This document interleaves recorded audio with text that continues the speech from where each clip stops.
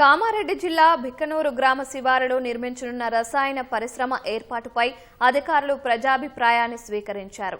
ఈ కార్యక్రమాన్ని చుట్టుపక్కల 18 గ్రామాలకు చెందిన ప్రజలు భారీ సంఖ్యలో తరలివచ్చారు.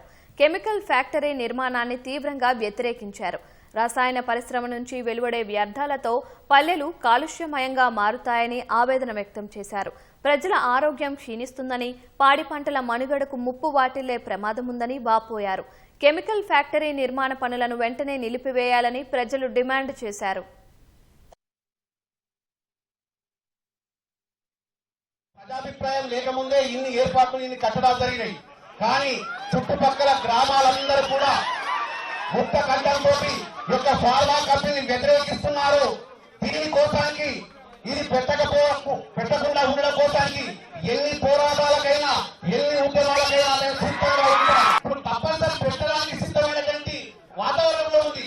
ప్రజాభిప్రాయం ప్రకారము కంపెనీ వేద్దామన్నట్టుగా లేదని చెప్పేసి నా ఉద్దేశం. దీన్ని